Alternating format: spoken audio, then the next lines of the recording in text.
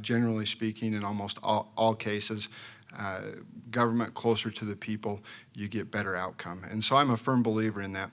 But we at the state, we are also challenged. We have a challenge where we have to look at the big picture, and we can't look at just what happens within our own particular cities.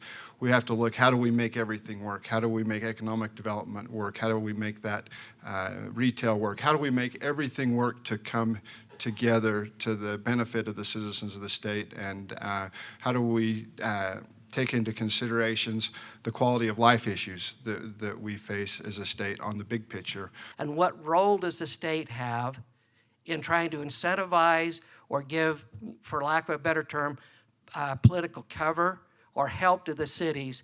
There are great minds in this room. I see lots of friends. There's great minds inside of the league, and there's great real estate minds that hopefully can come together to find a balance to be able to allow us to have that orderly development, to have that quality of life. Here's some of the discussions you need to know.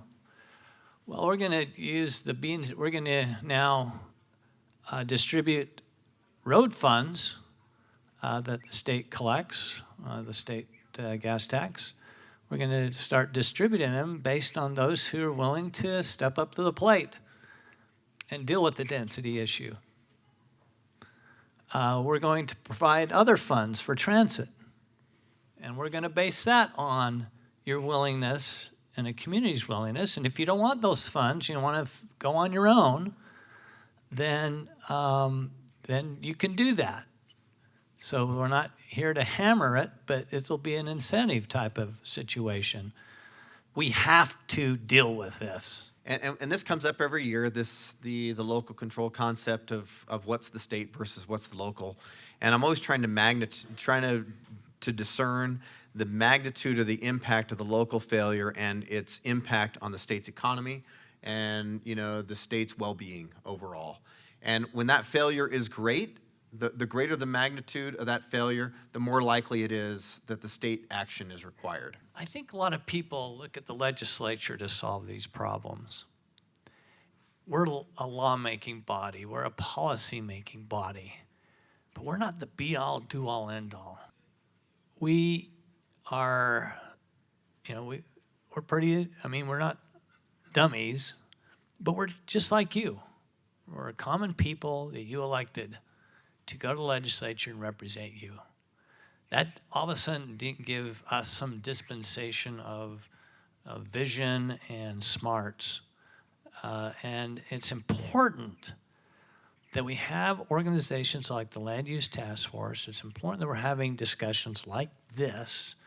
It's important that we have organizations like Envision Utah and what the chamber is doing. Put together something.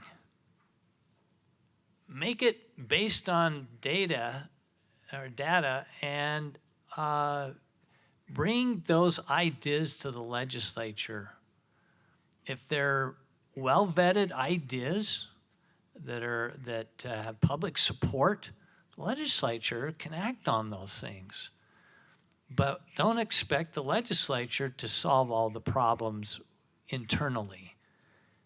We need the external organizations to bring those. Our wheelhouse, what we do best is pass the policy. So we're not necessarily the best ones to come up with the policy.